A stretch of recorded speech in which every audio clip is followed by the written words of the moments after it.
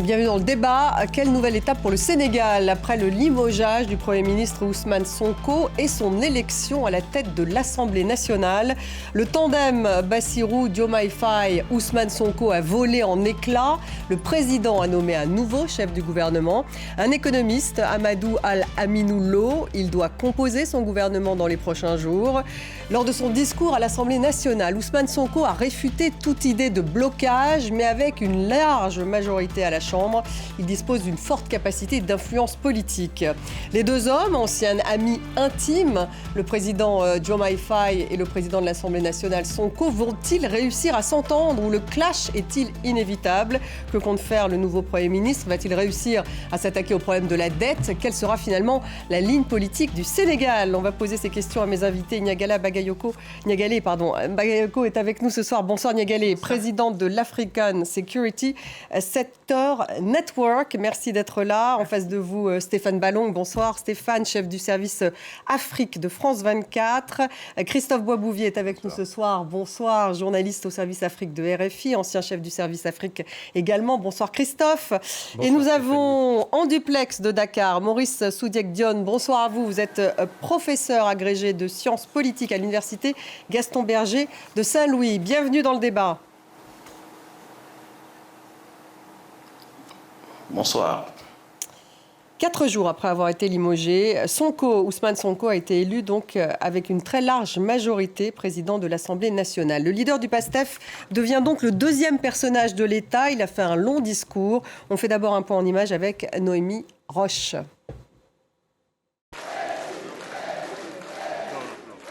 De Premier ministre, il passe président de l'Assemblée nationale.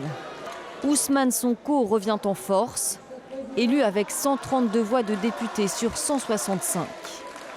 Une victoire acquise d'avance dans une instance dominée par son parti, le PASTEF, qui est aussi celui de Bassirou Diomaye Faye.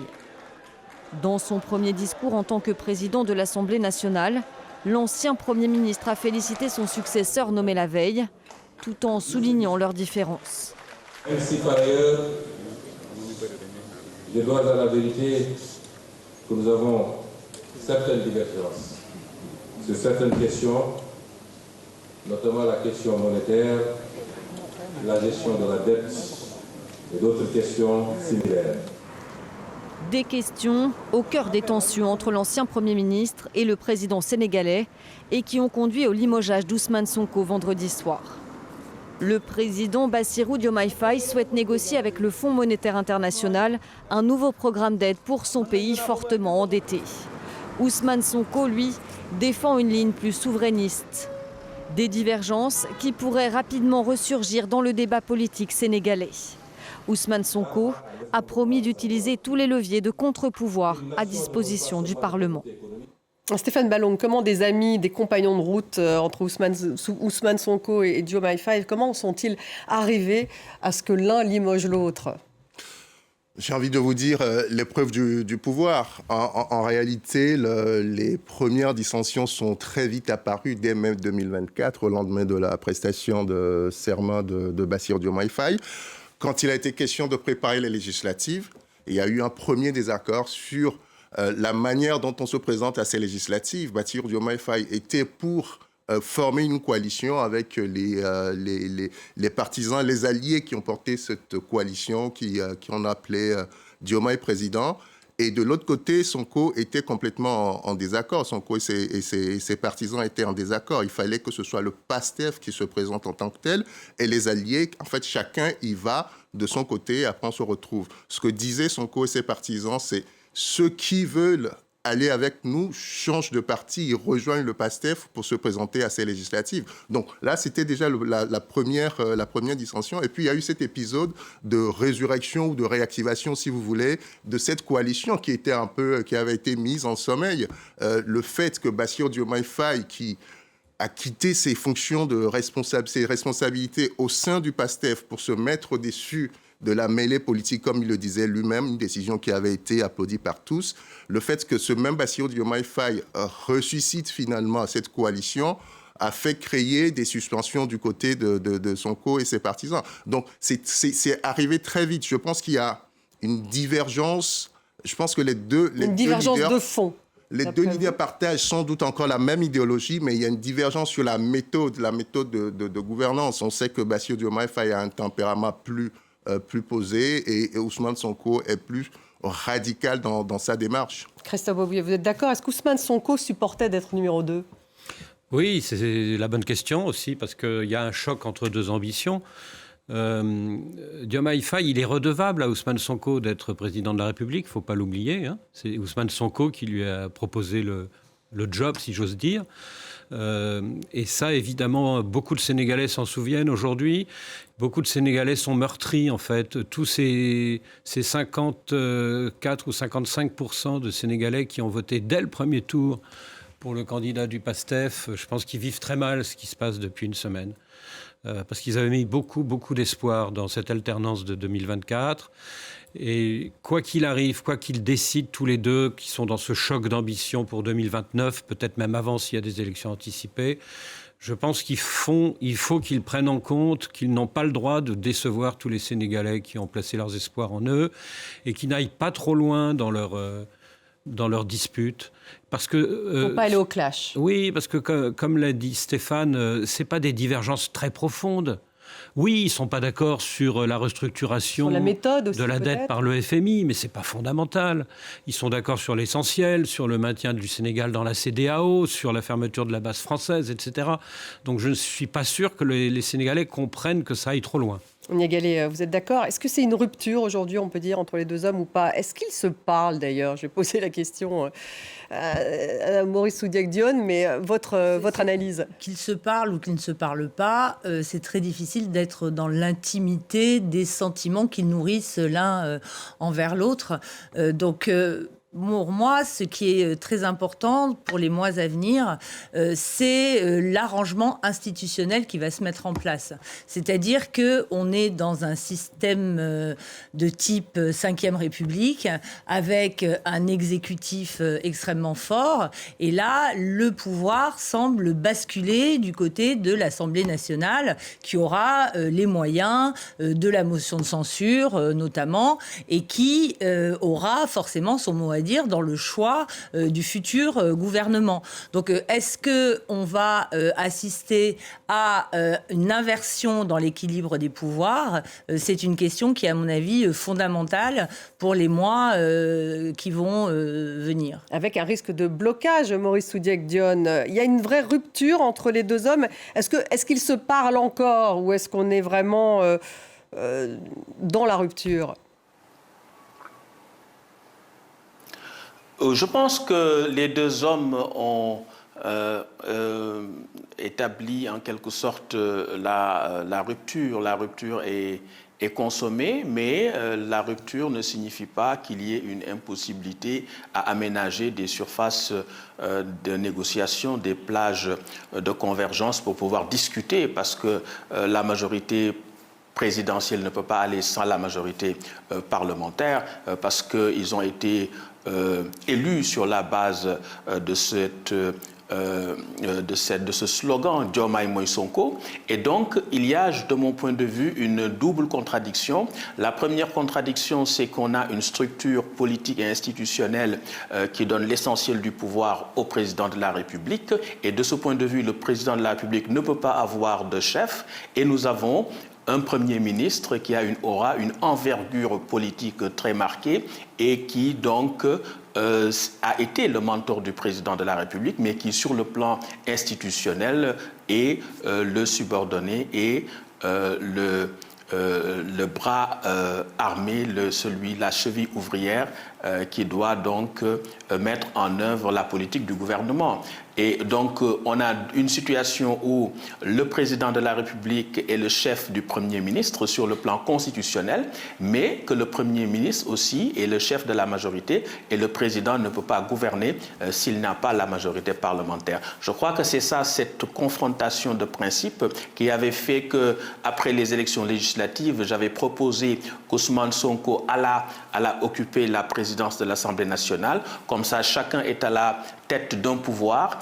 au nom de la séparation des pouvoirs et de l'indépendance des pouvoirs, personne ne serait le chef de l'autre, et de nommer un Premier ministre technocrate qui va se charger de mettre en œuvre le projet. Cette hypothèse n'avait pas été suivie à l'époque, et aujourd'hui on semble revenir dans ce schéma-là, avec maintenant cette rupture qui a été faite, cet éloignement, à la limite même cette méfiance entre les deux fractions du pouvoir exécutif, à savoir Ousmane Sonko et le président Bassirou Diomaye Diakhar Faye. Quoi qu'il en soit, je crois qu'il faut qu'ils évitent le clash, parce que sinon les Sénégalais ne comprendraient pas, après tout l'espoir qui a été mis et misé sur eux, qu'ils puissent au sommet de l'État utiliser les institutions pour se combattre. Ok, là aussi, Stéphane Balong, il dit comme Christophe Boisbouvier, il ne pourrait pas comprendre les Sénégalais qu'ils aillent véritablement au clash, mais est-ce qu'ils vont ne pas y aller? Le livre de Sonko est sorti d'ailleurs quelques jours juste avant son limogeage, c'est Continuer Fanon, où il rappelle justement la nécessité d'une rupture profonde, il parle du souverainisme, de l'anticolonialisme. Est-ce que finalement il peut aller au clash parce qu'il est encore populaire, Sonko, et il a une majorité absolue au Parlement. Or, il va avoir besoin aussi du législatif pour pouvoir gouverner. Je pense que le clash est inévitable. On en est arrivé à un point où je pense que sur des sujets précis, notamment sur la question de la restructuration de la dette, Christophe en parlait à l'instant, les divergences sont telles que le clash est inévitable. Et puis, c'est passé quelque chose hier après la prestation de serment après le discours d'Ousmane Sonko à la suite de son élection à la tête de l'Assemblée nationale. Ce communiqué que le PASTEF a sorti hier, posant les conditions de sa participation au gouvernement, ce communiqué a été publié justement parce que la direction de PASTEF a reproché à Bassirou Diomaye Faye, à son Premier ministre, d'avoir démarché des cadres du parti sans en référer à sa direction. Donc on est dans une dynamique qui nous mène inévitablement vers une confrontation directe. Et pourtant, il y a des points de consensus, j'allais dire. Je disais tout à l'heure qu'il n'y a pas une rupture sur le plan idéologique. Je ne pense pas qu'il y ait une séparation véritable, mais c'est la méthode. Des points de convergence tels que la réforme de la fonction du Premier ministre, avoir un Premier ministre qui a plus de pouvoir pour équilibrer un peu la tête de l'exécutif, la réforme constitutionnelle qu'ils ont proposée aux Sénégalais, tout cela, ce sont autant de points sur lesquels ils étaient d'accord, et je ne pense pas que cela ait changé. Donc il y a encore une porte qui fait penser qu'il peut y avoir finalement une cohabitation qui fonctionne, pour peu que de part et d'autre, qu'on joue le jeu et qu'on soit, constructif. Niagalé, sur le plan international, il y a des divergences tout de même importante entre les deux hommes, par exemple sur la relation avec la France. Les deux hommes n'ont pas le même discours. Il y a une relation cordiale aujourd'hui entre Emmanuel Macron et le président sénégalais. Il tient à distance les pays de l'AES, justement les pays, le Burkina Faso, le Mali et le Niger, qui ont rompu avec Paris. On voit bien que là-dessus, ils ne sont pas sur la même longueur d'onde. Alors, tout le monde a été surpris lors du sommet Africa Forward, justement, de voir Bassirou Diomaye Faye se prêter à certains exercices sportifs avec notre président de la République.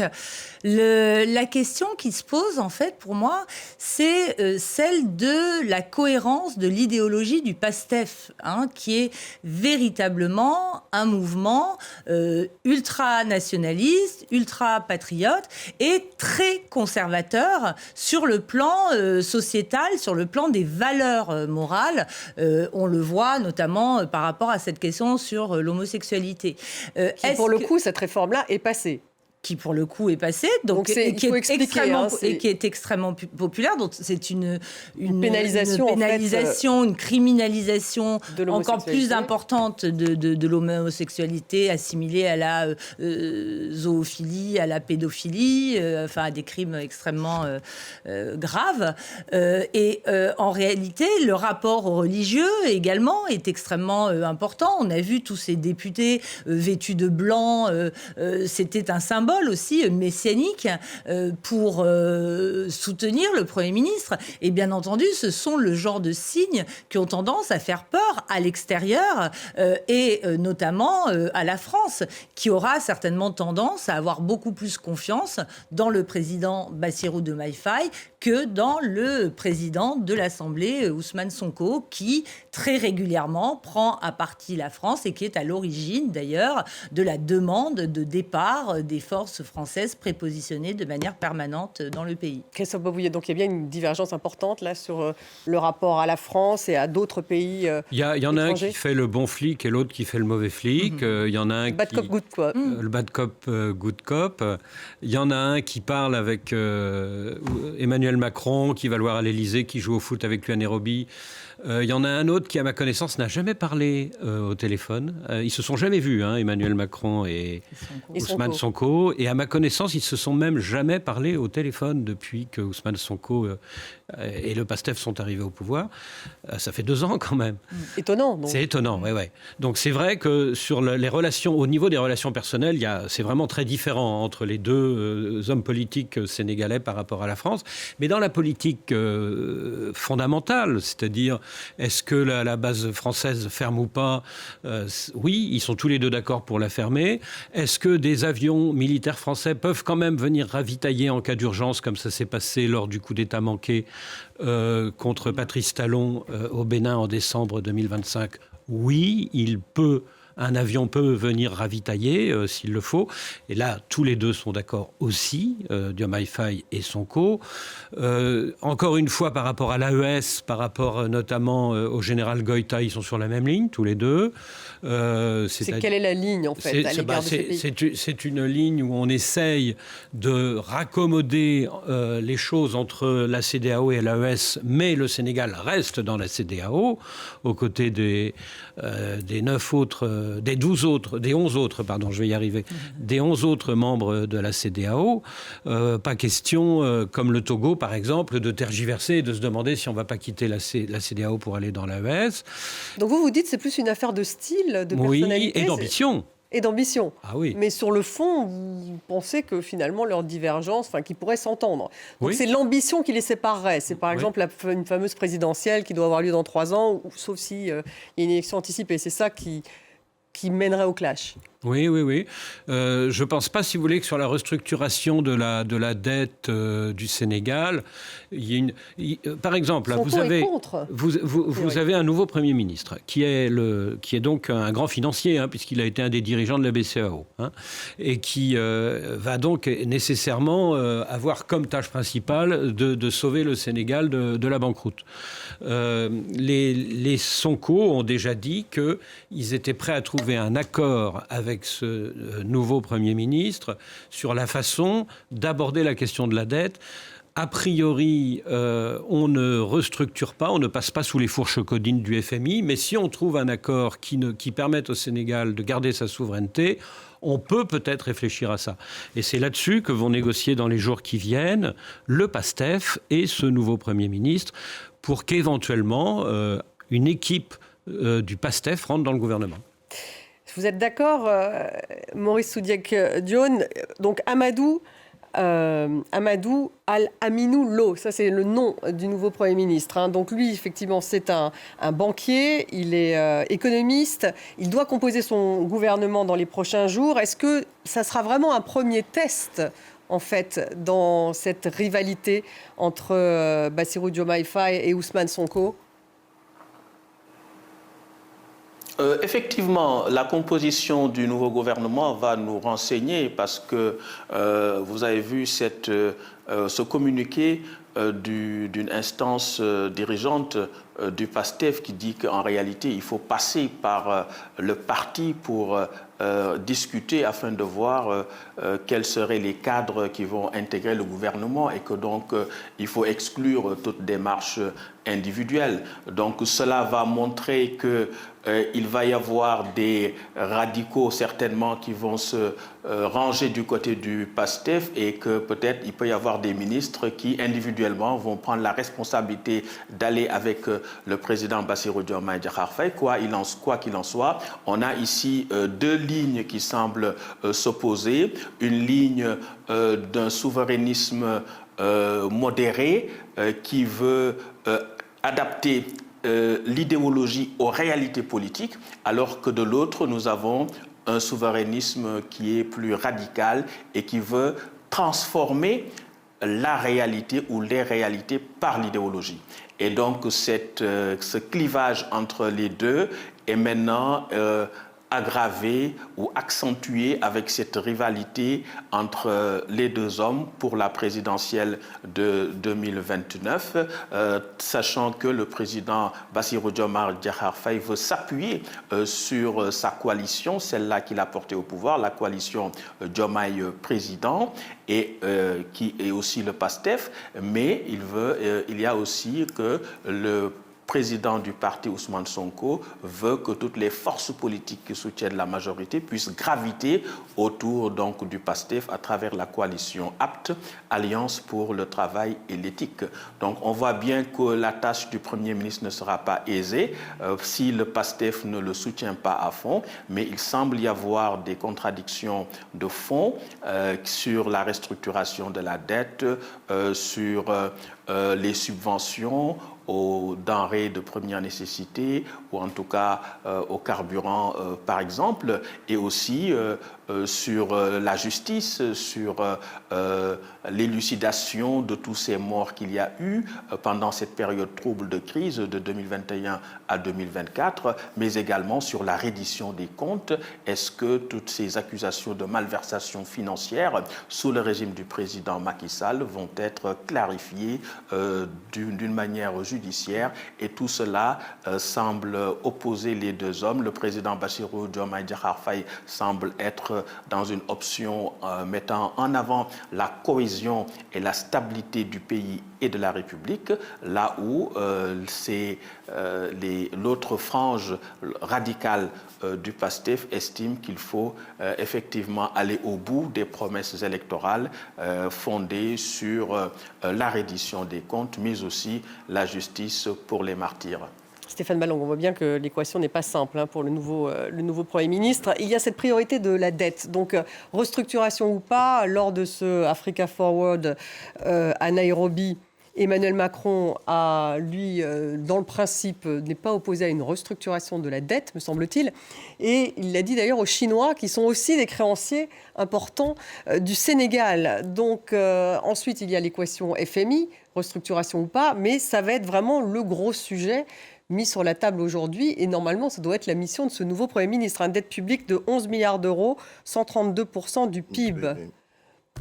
Oui, alors là, c'est une... Ça, c'est le principe de réalité. Oui, en fait, dans tous les cas, ce sujet de la dette, il faut le traiter. Il y a deux écoles qui s'affrontent, en fait, en réalité. Vous avez l'école qui est plutôt orthodoxe, j'allais dire, un peu libérale, qui est plus encline à négocier, à discuter avec le FMI. Bassirou Diomaye semble pencher pour cette école-là, tout en, ceci dit, relativisant le rôle que pourrait avoir le FMI dans cette équation. Rappelez-vous, le nouveau Premier ministre, dès que c'était sa première prise de parole, a dit et a rappelé, c'était aussi une façon de rassurer le cas Sonko, de dire qu'on ne change pas de cap, on change de méthode. Et il a insisté sur le fait qu'on reste toujours dans la logique de souveraineté économique et culturelle. Donc il y a cette école-là d'une part, et il y a l'autre école qui est plus hétérodoxe et qui est plus dans une démarche endogène, et c'est ce qui a été fait jusqu'ici avec un Ousmane Sonko Premier ministre, c'est-à-dire chercher des solutions sur le plan local, par local j'entends national, faire des efforts, des économies sur le plan national, mais aussi solliciter le marché régional pour avoir une dette qui est plus ou moins... un poids de la dette qui soit plus gérable. Mais le problème, c'est que sur le plan, la profondeur du marché régional ne suffit pas à régler ce problème.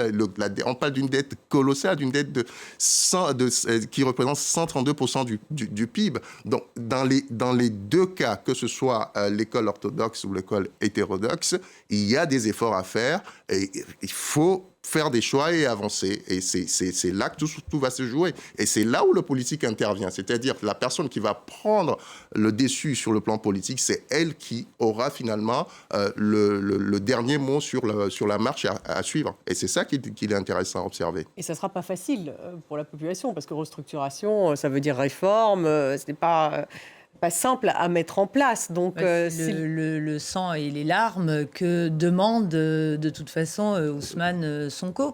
Mais est-ce qu'il demande une vraie... Parce que finalement, cette question de la dette... Il tient un discours de vérité, en tout cas un discours assez réaliste, en disant que justement pour affirmer cette fameuse souveraineté, il faut faire les efforts requis pour absorber cette dette sans l'aide ou l'intrusion des acteurs internationaux. Mais pour savoir s'il y aura une sorte de clash entre les deux hommes, je pense qu'il ne viendra pas immédiatement de toute façon, et on en a pour preuve le fait que le président Bassirou Diomaye Faye n'a pas saisi le Conseil constitutionnel, comme certains députés de l'opposition le demandaient, pour remettre en cause le statut même de député d'Ousmane Sonko, qui est contestable sur le plan légal. Donc il n'a pas ouvert un chantier qui de toute façon aurait été en sa défaveur, étant donné le charisme et la popularité d'Ousmane Sonko. C'était lui donner une porte de sortie aussi, peut-être. Oui, mais il n'a pas choisi, voilà, exactement, il n'a pas choisi celle-là. Il a choisi de jouer sur l'ambiguïté institutionnelle. Christophe Boisbouillet, est-ce que cette réforme de la dette, cette restructuration ou pas, enfin en tout cas cette gestion de la dette publique, ça va être la question complexe pour ce nouveau gouvernement? Est-ce qu'effectivement, il peut y avoir une grosse opposition du PASTEF, d'Ousmane Sonko, contre justement les choix de toute façon, du gouvernement? Pour rembourser cette dette, pour l'instant, comme il vient d'être dit là, pour l'instant, le Sénégal emprunte sur le marché financier du franc CFA, de la zone franc CFA UEMOA. Soit dit en passant, le fameux franc CFA dont le PASTEF ne veut plus. C'est pour l'instant la planche de salut du Sénégal. C'est ça. C'est en empruntant sur le marché financier de l'UEMOA que le Sénégal parvient à rembourser ses dettes précédentes. Et demain, le FMI peut faire une grosse avance pour aider le Sénégal à rembourser. Peut-être que la solution, elle va être un compromis entre les deux solutions. Peut-être qu'ils vont trouver...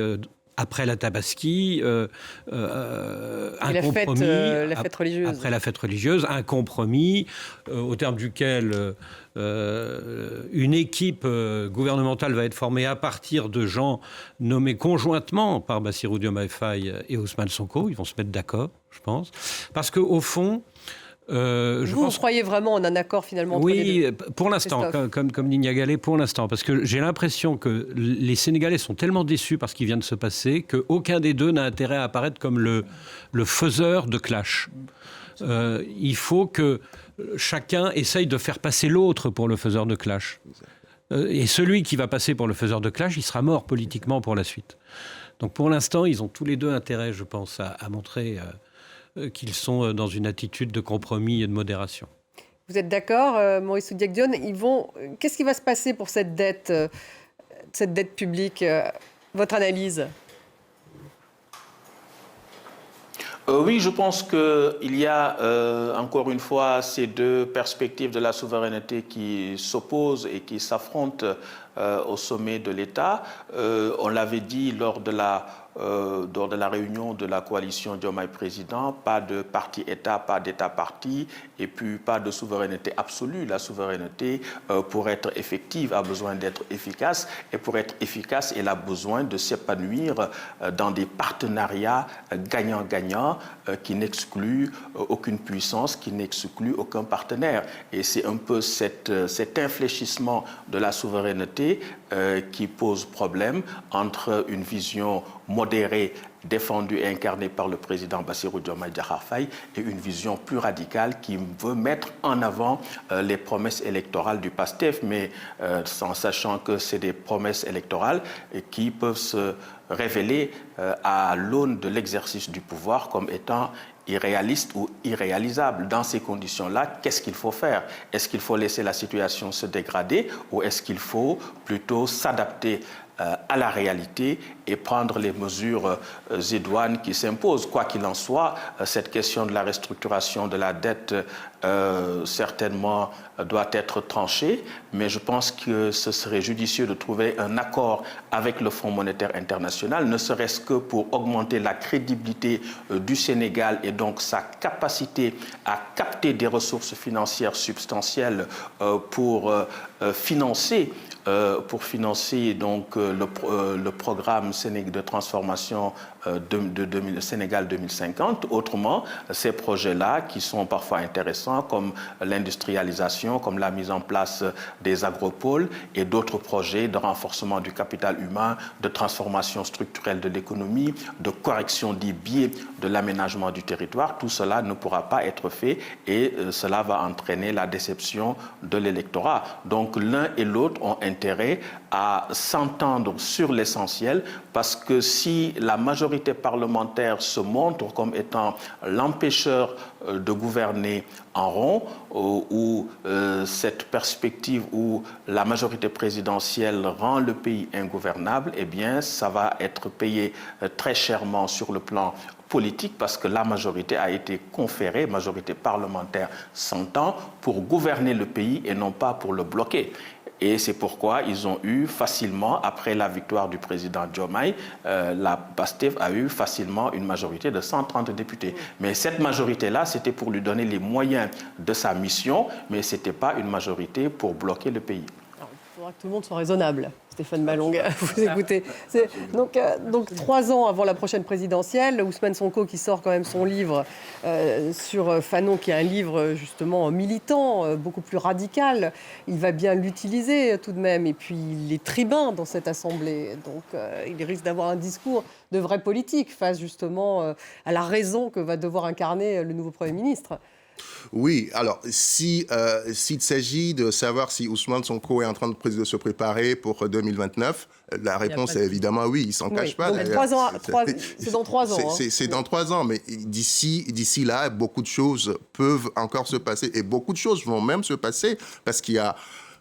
En fonction de comment va se dérouler cette cohabitation de fait, Bassirou Diomaye Faye aura la possibilité, parce que la Constitution le lui permet, de dissoudre l'Assemblée nationale en décembre prochain et de convoquer des élections législatives anticipées, avec comme objectif de rééquilibrer un peu le rapport de force au sein de l'Assemblée nationale. Bon, ça sera une autre paire de manches, mais... Pourquoi il prendra un risque, là ? Ce sera un gros risque. Vous l'avez vu, Ousmane Sonko reste encore très populaire. Évidemment, il n'y a pas de sondages récents qui permettent de le dire et de l'affirmer de manière certaine, mais de ce qu'on voit, de ce qu'on entend, il reste encore populaire. Ça ne veut pas dire que Bassirou Diomaye Faye n'a pas de sympathisants ou n'a pas de partisans. Il a fait une démonstration de force il y a quelques semaines quand il a convoqué ce premier meeting de sa coalition. On a vu qu'il y avait du monde, donc il a des partisans. Des élections anticipées législatives permettent d'avoir la réalité du rapport de force. Et ensuite, vont arriver les élections locales, début 2027. Donc, d'ici à 2029, il y a beaucoup de choses qui vont se passer. Des rapports de force vont sans doute s'équilibrer, ou pas d'ailleurs, ou vont se pencher davantage... Oui, il peut y avoir affrontement, au contraire. D'un côté, je ne le souhaite pas aux Sénégalais, mais... On est vraiment on est rentré, et Ousmane Sonko a eu raison de le dire, dans une période difficile où le Sénégal, comme il le dit lui-même, peut sortir grandi, où le Sénégal peut faire face à des sérieuses difficultés. Crise économique, une croissance les chiffres sont assez bons, mais enfin, il y a une dette publique importante, donc il faut une politique économique stable, si je puis dire. Alors, une politique économique stable, on a cru qu'on avait affaire à une politique économique stable à l'époque de Macky Sall, et on s'aperçoit que les comptes ont été maquillés ou dissimulés. Donc il faut se méfier. Il ne faut jamais oublier non plus d'où viennent aussi bien Bassirou Diomaye Faye que Ousmane Sonko. Ce sont des anciens inspecteurs, ce sont des inspecteurs des impôts qui ont une vision assez rigoriste de la gestion des comptes et de la question de la transparence. Donc il y a aussi la possibilité de se remettre en cohésion en pointant du doigt davantage la responsabilité de l'ancienne équipe au pouvoir autour de cette question de la restructuration de la dette et donc d'engager des poursuites judiciaires. Ça, c'est une possibilité qui se...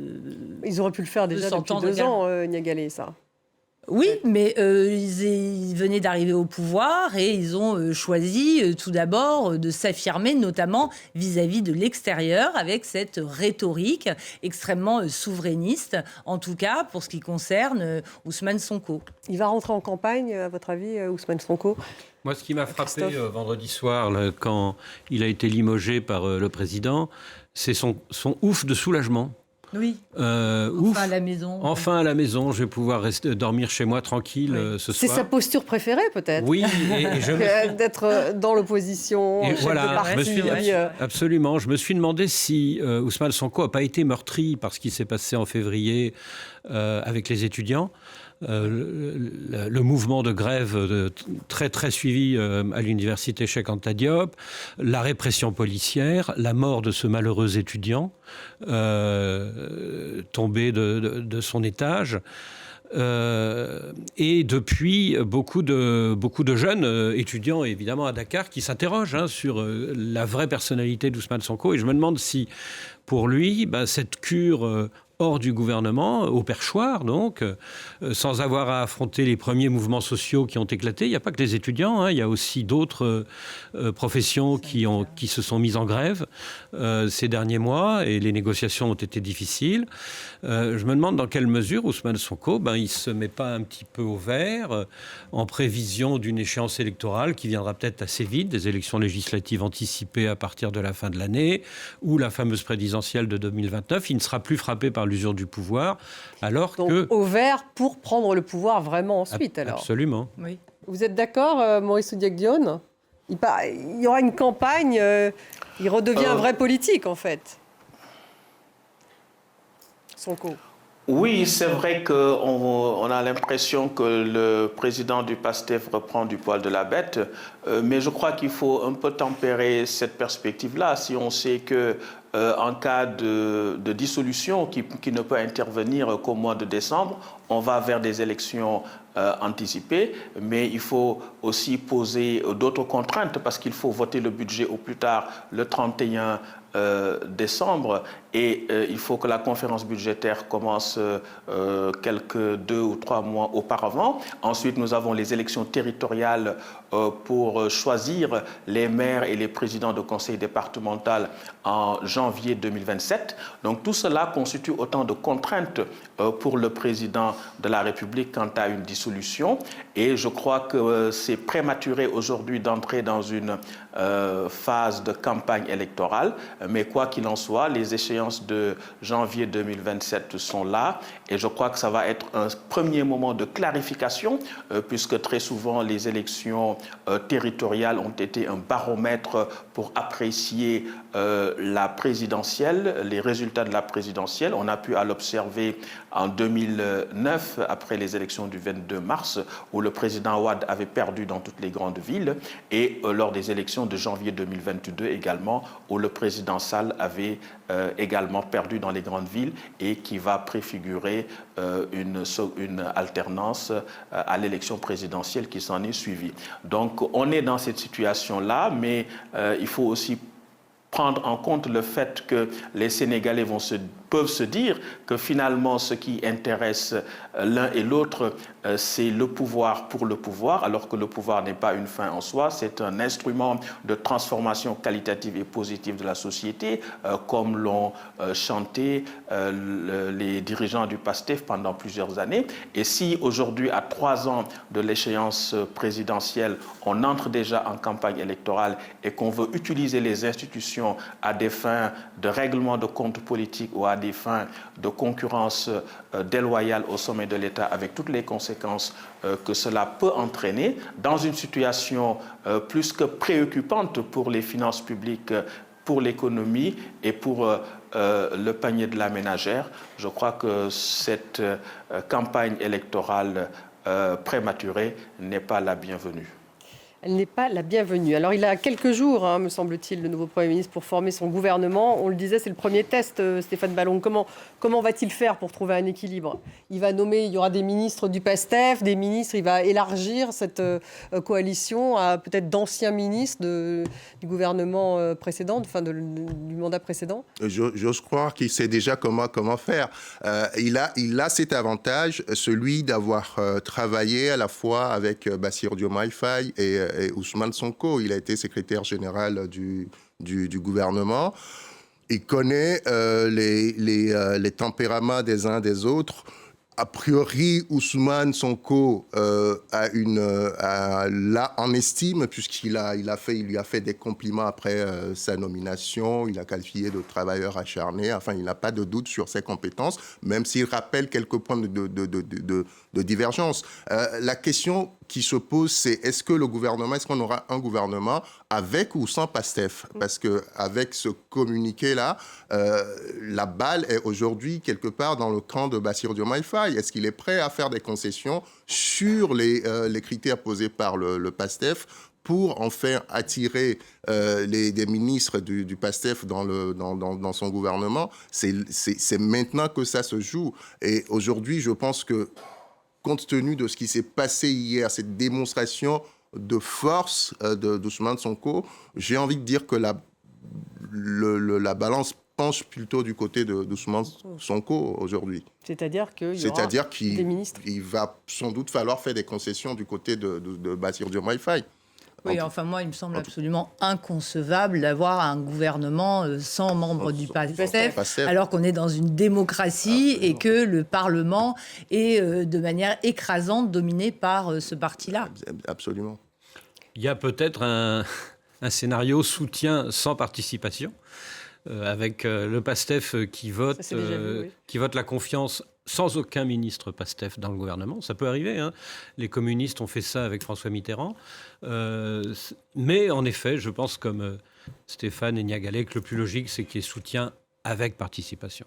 Merci beaucoup d'avoir participé à ce débat. Merci à vous, Maurice Soudiak-Dione. Vous étiez en direct de Dakar. Stéphane Ballon, Niagalé Bagayoko et Christophe Boisbouvier. On se retrouve demain pour un nouveau débat.